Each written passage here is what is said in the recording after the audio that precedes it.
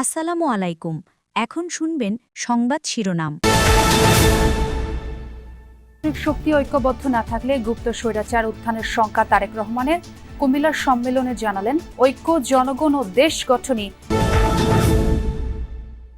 ফেব্রুয়ারিতে নির্বাচন আয়োজনে দৃশ্যমান অদৃশ্য চ্যালেঞ্জ মোকাবেলা করছে কমিশন, জানালেন সিইসি।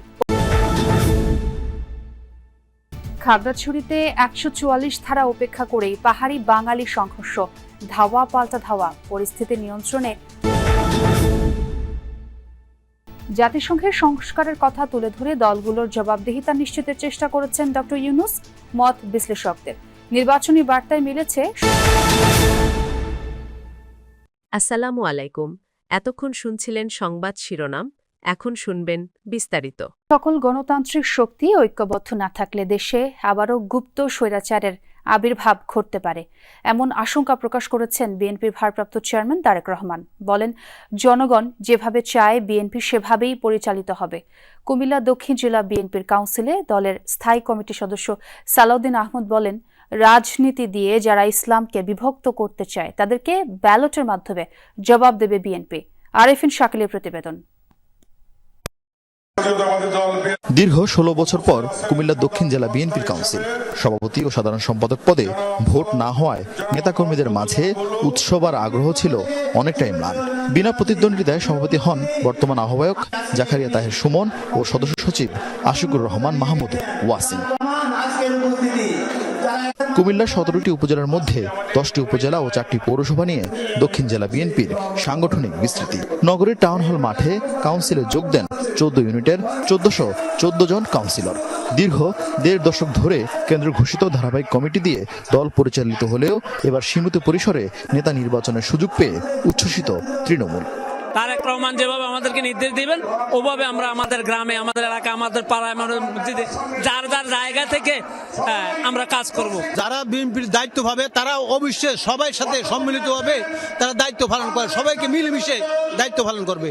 আমার প্রত্যাশা হচ্ছে আমাদের বিএনপির মধ্যে যত গ্রুপ থাকে এটা গ্রুপিং না, এটা হলো প্রতিযোগিতা, ধানের শীষের সাথে সবাই ঐক্যবদ্ধ ইনশাআল্লাহ। বিকাল 3:30টায় জাতীয় সঙ্গীত পরিবেশনের মধ্য দিয়ে সম্মেলন শুরু হয়। পরে দলের স্থায়ী কমিটির সদস্য সালাউদ্দিন আহমদ বলেন, মানুষ এখন ভাষণ আর শোষণের রাজনীতি চায় না। রাজনীতি দিয়ে ইসলামকে বিভক্ত করতে চায় যে শক্তি, সেই শক্তিকে আপনারা রাজনৈতিকভাবে মোকাবেলা করবেন ব্যালটের মাধ্যমে। রাজনৈতিকভাবে মোকাবেলা করবেন ব্যালটের মাধ্যমে, ভোটের মাধ্যমে, আপনাদের বক্তব্যের মাধ্যমে। বিকাল 4:30টায় লন্ডন থেকে ভার্চুয়ালি যোগ দেন বিএনপির ভারপ্রাপ্ত চেয়ারম্যান তারেক রহমান। বক্তব্যে গণতান্ত্রিক শক্তির ঐক্য অটুট রাখার উপর জোর দেন।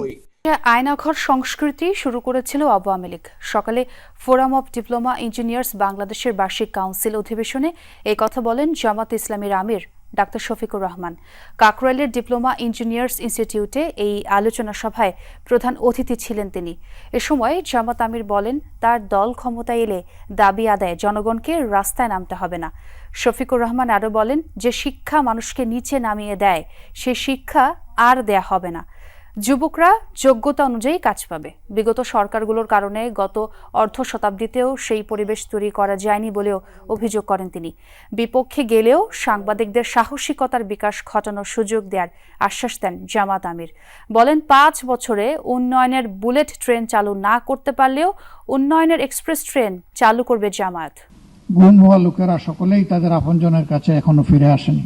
আয়নাগর নামের কুখ্যাত টর্চার সেল এক ধরনের গ্যাস চেম্বারের মতোই যার অবস্থান।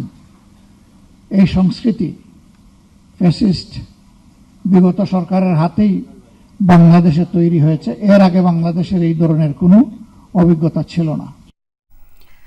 ফেব্রুয়ারিতে নির্বাচন করতে দৃশ্যমান ও অদৃশ্য চ্যালেঞ্জ মোকাবেলা করতে হচ্ছে নির্বাচন কমিশনকে। এই কথা জানিয়ে সিইসি এএমএম নাসির উদ্দিন বলেন, ইসির ওপর পূর্ণ আস্থা আছে প্রধান উপদেষ্টার।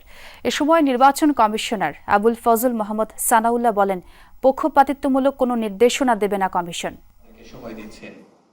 সারা দেশ থেকে আসা নির্বাচন কর্মকর্তাদের নিয়ে নির্বাচন ভবনে সম্মেলন।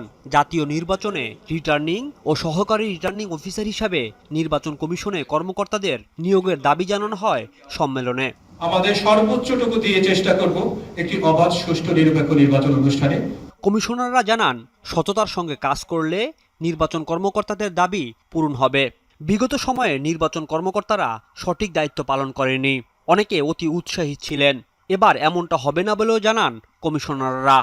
বিগত দিনে যেটা হয়েছে আমরা দেখেছি যে আপনারা আপনাদের দায়িত্ব পালন করতে পারেননি, অনেকটা এরকম হৈমন্তী শুক্লার গানের মতো, আমার করার কিছুই ছিল না, শুধু চেয়ে চেয়ে দেখলাম।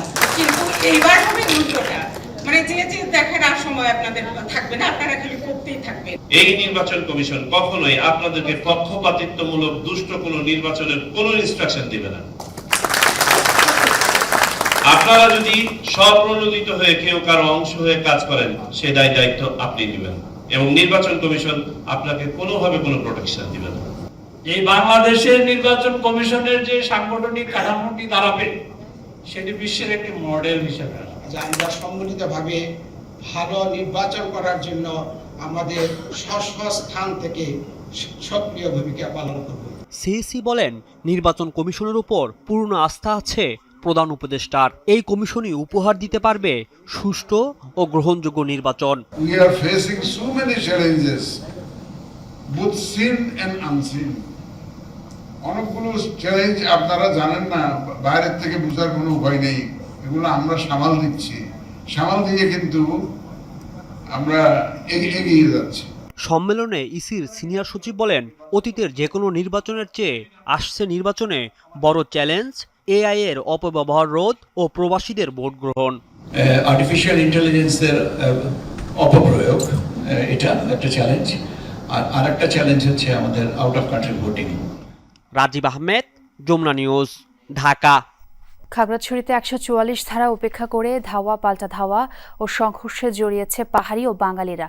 প্রশাসনের পক্ষ থেকে 144 ধারা জারির পরও সড়কে অবস্থান নেয় দুপক্ষই। মোতায়েন করা হচ্ছে 7 প্লাটুন বিজিবি। এর আগে উপজেলা এলাকা চেঙ্গি স্কয়ার এবং মহাজনপাড়ায় ধাওয়া পাল্টা ধাওয়ার ঘটনা ঘটে। ভাঙচুর করা হয় বেশ কয়েকটি দোকানপাট ও ব্যবসা প্রতিষ্ঠান। নিয়ন্ত্রণে মাঠে রয়েছে সেনাবাহিনী, বিজিবি ও আর্মড পুলিশ। শহরের গুরুত্বপূর্ণ স্থানে মোতায়েন রয়েছে বাড়তি পুলিশ সদস্য। এর আগে স্বনির্ভর এলাকায় অবরোধকারীরা কয়েক দফায় পিকেটিং করে। পথচারীদের উপরও হামলার ঘটনা ঘটে। বিক্ষোভকারীরা দেশীয় অস্ত্র, গুলতি ও লাঠিসোঁটা নিয়ে কয়েক দফায় হামলার চেষ্টা চালায়। এই ঘটনায় কয়েকজন আহত হওয়ার খবর মিলেছে। এর আগে পাহাড়ে নারী নিপীড়ন বন্ধ এবং জড়িতদের শাস্তির দাবিতে খাগড়াছড়িতে যুগ্ম ছাত্র জনতার ব্যানারে সকাল থেকে অবরোধ শুরু হয়। তবে দুপুর 12টার পর থেকে পরিস্থিতি ঘোলাটে হতে শুরু করে। সামাজিক মাধ্যম সহ বিভিন্নভাবে বাঙালি ও সেনা বিরোধী উস্কানি দিয়ে সাম্প্রদায়িক দাঙ্গা বাঁধানোর চেষ্টা চলে। আইন শৃঙ্খলা পরিস্থিতি অবনতির আশঙ্কায় দুপুর 2টা থেকে 144 ধারা জারি করে জেলা প্রশাসন। পরিস্থিতি নিয়ন্ত্রণে দ্রুতই পদক্ষেপ নিতে আহ্বান জানায় সুশীল সমাজের প্রতিনিধিরা। জাতিসংঘ সাধারণ পরিষদে সংস্কার কার্যক্রম তুলে ধরে রাজনৈতিক দলগুলোকে জবাবদিহির আওতায় আনলেন ড. মোহাম্মদ ইউনূস। ভবিষ্যৎ সরকারকে গণঅভ্যুত্থানের চেতনাকে সম্মান জানিয়ে সংস্কার চালিয়ে নেওয়ার বার্তা দিয়েছেন তিনি। এমনটি মনে করেন রাজনৈতিক বিশ্লেষক ও কূটনীতিকরা। একই সঙ্গে নির্বাচনী